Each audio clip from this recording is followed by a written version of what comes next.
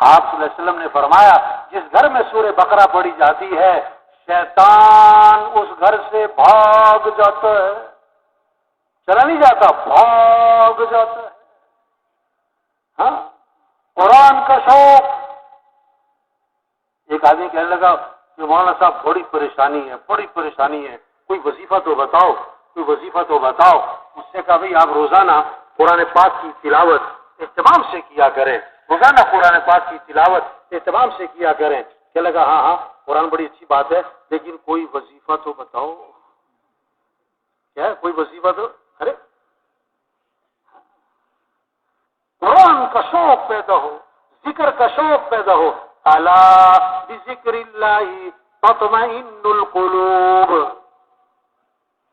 کان کھول کے سنو کہ دلوں کا اطمینان کس میں ہے؟ اللہ کی یاد میں۔ آپ صلی اللہ علیہ وسلم نے فرمایا جو 100 مرتبہ پڑھے لا الہ الا اللہ، کتنی مرتبہ؟ 100 مرتبہ، جب قیامت کے دن اٹھے گا تو اس کا چہرہ 14ویں رات کے چاند کی طرح چمک رہا ہوگا۔ واہ واہ۔ آپ صلی اللہ علیہ وسلم نے فرمایا جنت کی چابی لا الہ الا اللہ۔ ایک حدیث میں آتا ہے جنت کی قیمت لا الہ الا اللہ۔ آپ نے فرمایا کوئی گناہ ہو جائے تو فوراً کوئی نیکی کا کام کر لیا کرو صحابہ، تاکہ گناہ کی نوست دھل جائے۔ صحابہ نے عرض کیا حضور لا الہ الا اللہ، اس کا پڑھنا بھی نیکیوں میں شامل ہے؟ آپ نے فرمایا یہ تو سب سے افضل نیکی ہے، یہ تو سب سے۔ آپ نے فرمایا اپنے ایمان کو تازہ کرتے رہا کرو، واہ واہ، جددو ایمانکم، اپنے ایمان کو تازہ کرتے رہا کرو۔ صحابہ نے عرض کیا حضور ایمان کو کیسے تازہ کریں؟ آپ نے کیا فرمایا لا الہ الا اللہ، اس کو کثرت سے پڑھو، 100 دفعہ نہیں، 200 دفعہ نہیں، کثرت۔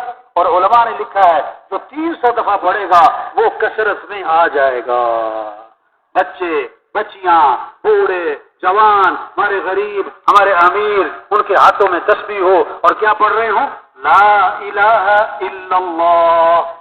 آپ نے فرمایا سبحان اللہ کا ثواب احد پہاڑ سے بھی زیادہ ہے، الحمدللہ اس کا ثواب احد پہاڑ سے بھی زیادہ ہے۔ واہ واہ، یہ کمائی ہے۔ سبحان اللہ، جنت میں درخت لگ گیا، الحمدللہ جنت میں درخت لگ گیا۔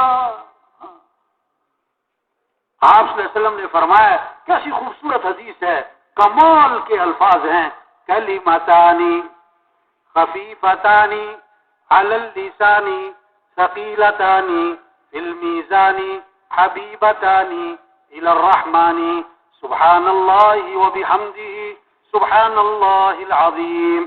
2 کلمے ہیں جو زبان پر بہت ہلکے ہیں اور قیامت کے دن ترازو میں بڑے وزنی ہیں اور اللہ کو بڑے محبوب ہیں۔ وہ کیا ہیں؟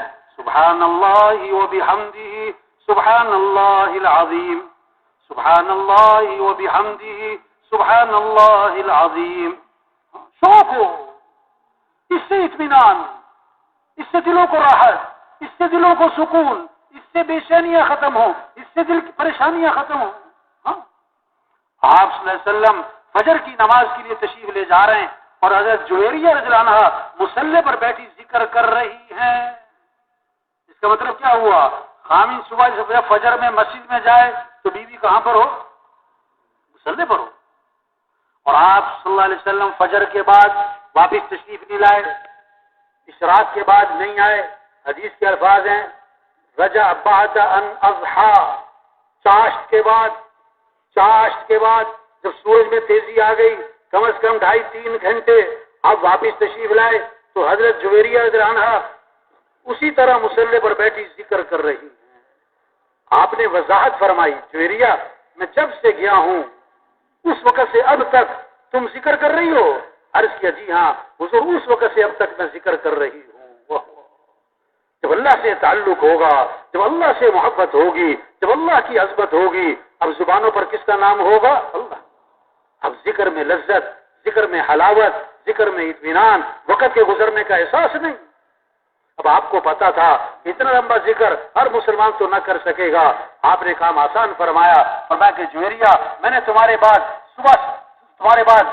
کیا ہے چار کلمات 3 مرتبہ کہے، اس کا جو اجر ہے نا تمہارے صبح سے اب تک کے ذکر سے زیادہ ہے۔ کیا؟ سبحان اللہ و بحمدہ عدد خلقہ ورضا نفسہ وزینت عرشہ ومداد کلماتہ، اس کا اجر تمہارے صبح سے اب تک کے ذکر سے کیا ہے؟ زیادہ ہے۔ شوق پیدا ہو ذکر کا، تلاوت کا۔ آپ صلی اللہ علیہ وسلم نے فرمایا جو 1 مرتبہ درود شریف پڑھے گا اللہ کی 10 رحمتیں اس پر نازل ہوں گی اور 10 گناہ اس کے معاف ہوں گے اور 10 نیکیاں لکھی جائیں گی اور 10 درجے اس کے بلند ہو جائیں گے۔ کتنی کمائی ہوگی بھائی؟ آپ نے فرمایا روشن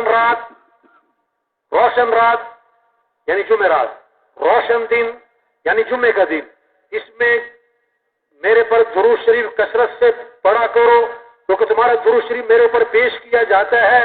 اور آگے عجیب بات فرمائی، میں جو میرے پر درود بھیجے گا میں اس کے لیے دعا بھی کروں گا، استغفار بھی کروں گا۔ ایک حدیث میں آتا ہے آپ نے فرمایا جو آدمی میرے پر درود شریف پڑھتا ہے، درود شریف بھیجتا ہے، جب تک وہ درود شریف پڑھتا رہتا ہے اس وقت تک اللہ کے فرشتے اس کے لیے رحمت کی دعا کرتے رہتے۔ آگے فرمایا اب اس کی مرضی ہے درود شریف تھوڑا پڑھے یا زیادہ پڑھے۔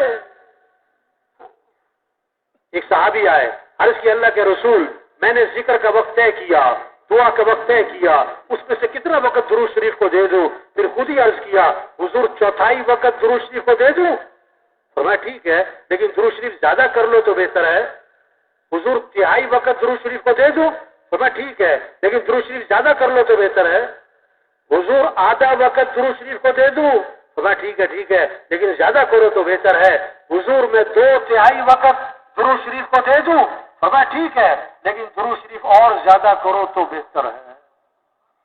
انہوں نے عرض کیا حضور پھر میں ایسا کرتا ہوں میں سارا وقت درود شریف ہی پڑھتا رہوں گا۔ آپ نے فرمایا اذن تکفا ہمک ویغفر ذنبک، اگر تم ایسا کرو گے تمہاری ساری پریشانیاں دور کر دی جائیں گی اور تمہارے سارے گناہوں کو معاف کر دیا جائے گا۔ یہ شوق پیدا ہو۔ آپ صلی اللہ علیہ وسلم نے فرمایا جو کثرت سے استغفار کرے گا اللہ ہر تنگی سے اسے نکالے گا، پریشانیوں سے بچائے گا، اللہ وہاں سے رزق دے گا جہاں سے وہم و گمان بھی نہیں ہے۔ استغفار پر وعدہ ہے وما كان الله ليعذبهم وانت فيهم وما كان الله معذبهم وهم يستغفرون، جب تک آپ ان میں موجود ہیں ان پر عذاب نہیں آئے گا۔ اگر آپ دنیا سے تشریف لے گئے تو جب تک یہ استغفار کرتے رہیں گے ان پر عذاب نہیں آئے گا۔ استغفار کی برکت، یہ شوق پیدا ہو۔ آپ صلی اللہ علیہ وسلم نے فرمایا سید الاستغفار یعنی استغفار کا سردار وہ کیا ہے؟ اللہم انت ربی لا الہ الا انت خلقتنی وانا عبدک وانا على عهدك ووعدك ما استطعت اعوذ بك من شر ما صنعت ابوء لك بنعمتك علي وابوء بذنبي فاغفر لي فانه لا يغفر الذنوب الا انت۔ یہ سید الاستغفار ہے۔ اور میں جو صبح کو 1 مرتبہ پڑھے لیکن دل کے یقین کے ساتھ پڑھ لے اگر شام تک موت آ گئی تو سیدھا جنت میں جائے گا۔ شام کو پڑھ لیا اور صبح تک موت آ گئی تو سیدھا جنت میں جائے گا۔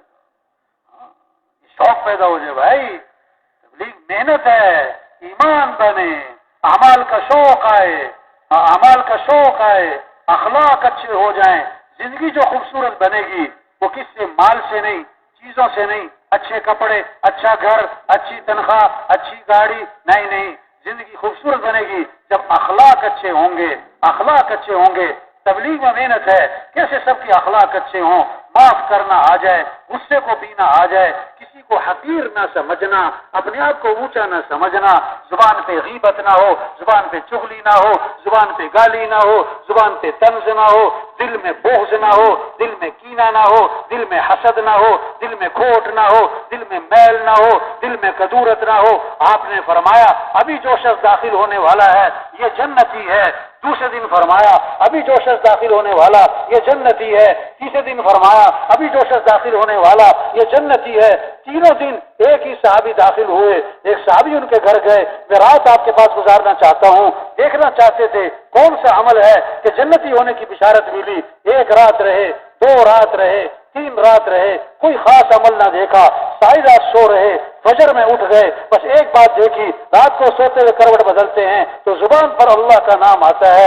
3 دن بعد ان سے بات کی، میں تو آپ کا عمل دیکھنا چاہتا تھا، کس وجہ سے جنتی ہونے کی بشارت ملی، مجھے کوئی خاص عمل نظر نہ آیا، کیا وجہ ہے؟ انہوں نے کہا دیکھو بھائی جو میری زندگی ہے یہی ہے، بس ایک بات ہے میری زندگی میں، وہ کیا ہے؟ میں اپنا دل ہر مسلمان سے صاف رکھتا ہوں، کسی کے بارے میں کھوٹ حسد نہیں رکھتا۔ فرمایا یہی وہ عمل ہے جس کی وجہ سے جنتی ہونے کی بشارت ملی۔ اور اگلی بات فرمائی کہ ہے مشکل کام، ہاں دلوں کو صاف رکھنا